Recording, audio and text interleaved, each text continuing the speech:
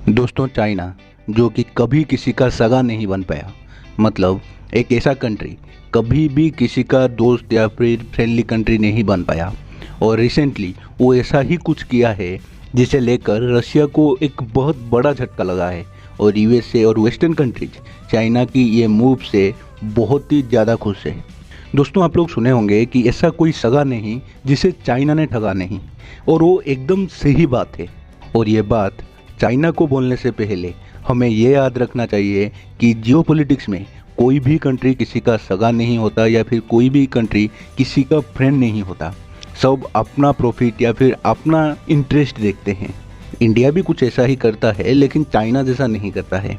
तो आज के इस वीडियो में हम डिस्कस करेंगे कि चाइना अभी रिसेंटली फिर से क्या कर दिया जिसको लेकर रशिया को एक बहुत बड़ा झटका लगा है और यूएसए और वेस्टर्न कंट्रीज बहुत खुश हो गए हैं।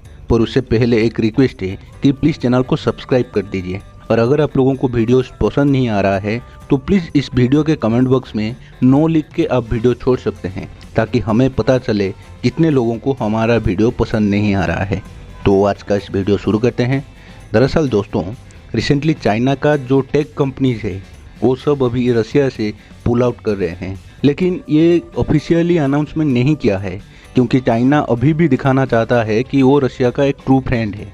लेकिन उसका जो टेक कंपनी है जैसे कि वीवो, ओप्पो, शाओमी, ये जो सब कंपनीज है वो सब भी रशिया से अपना जो प्रोडक्टिविटी है या फिर अपना जो सप्लाई है वो 40% तक कम कर चुके हैं। इससे पहले हम लोग देख चुके हैं कि वेस्टर्न कंट्रीज या फिर यूएसए का जो कंपनीज है वो सब कंपनीज अपना जो मैन्युफैक्चरिंग यूनिट्स या फिर जो भी शोरूम वगैरह रशिया में है वो सब बंद कर चुके थे। अभी रिसेंटली चाइना ने ऐसा कुछ कर रहा है, लेकिन चाइना का ये सब करने के पीछे भी उसका कुछ मजबूरी हो सकता है। और इससे रशिया को झटका इसीलिए लगा क्योंकि रशिया पहले ये सोचा था कि वेस्टर्न कंट्रीज या फिर यूएसए जितना भी सैंक्शन लगा ले, लेकिन वो चाइना के साथ ट्रेड करता रहेगा या फिर चाइना से ये जो लैपटॉप मोबाइल से वो सब इंपोर्ट करता रहेगा, ताकि रशिया का लोगों का ये सब जो कमी है वो चाइना पूरा कर सके। और स्पेशली चाइना के भरोसे रशिया ने पूरे वेस्टर्न कंट्रीज से लड़ने की मन बना चुका था। लेकिन चाइना अभी ऑफिशियली अनाउंस किए बिना ही अपना जो सप्लाई है वो कम कर रहा है, क्योंकि चाइना अभी समझ चुका है कि अगर वेस्टर्न कंट्रीज उसके ऊपर सैंक्शन लगाते हैं तो उसका जो मेन सप्लाई है या फिर मेन एक्सपोर्ट है वो कम हो जाएगा, और वो केवल रशिया के लिए बाकी कंट्रीज के साथ दुश्मनी नहीं कर सकता। और ये सब चाइना इसीलिए सोच रहा है क्योंकि जो वेस्टर्न कंट्रीज है वो चाइना की जो एक्सपोर्ट है उसके ऊपर प्रतिबंध लगा रहे हैं या फिर टैक्स रेट जो है वो बढ़ा रहे हैं। इसे देखते हुए चाइना के कंपनीज ने धीरे धीरे रशिया से अपना जो एक्सपोर्ट है या फिर सप्लाई है वो कम कर रहे हैं। और ये सिर्फ एक रीजन नहीं है, दूसरा रीजन भी है, और वो ये है कि चाइना में अभी जो कोविड है वो आउट ऑफ कंट्रोल जा चुका है, जिसे लेकर चाइना अभी स्ट्रिक्टली लॉकडाउन फॉलो कर रहा है। इसके तहत चाइना के लोग भी अपने घर से बाहर नहीं निकल सकते। इवन खाने की जो चीज़ है उसे खरीदने के लिए भी लोग बाहर नहीं निकल सकते।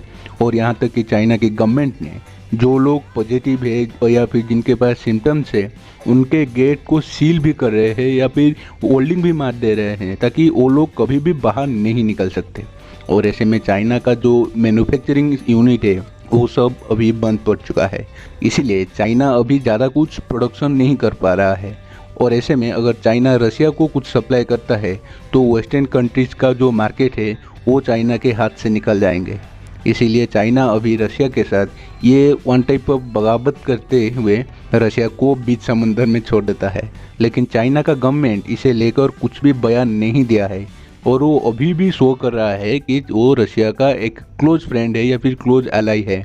और रशिया भी इसे लेकर कोई प्रतिक्रिया नहीं दे रहा है, क्योंकि रशिया को पता है भले ही चाइना की कंपनी वहाँ से निकल जाए, फिर भी चाइना रशिया को अदर जो ऑर्गेनाइजेशंस है या फिर यूनाइटेड स्टेट्स है वहाँ पे सपोर्ट करेगा। और चाइना का इसी सपोर्ट के लिए रशिया अभी भी चाइना के अगेंस्ट कुछ नहीं बोला है या फिर कुछ बोलेगा भी नहीं। और चाइना का ऐसा मूव से आप लोगों का क्या बोलना है प्लीज़ कमेंट बॉक्स में बताइए। और अगर वीडियो आप लोगों को अच्छा लगा तो प्लीज़ कमेंट बॉक्स में येस लिखिए, वरना नो लिख दीजिए, क्योंकि अभी ये चैनल बहुत ख़राब परफॉर्मेंस कर रहा है और आप लोगों का सपोर्ट बहुत ज़रूरी है। प्लीज़ चैनल को सपोर्ट कीजिए और सब्सक्राइब भी कीजिए।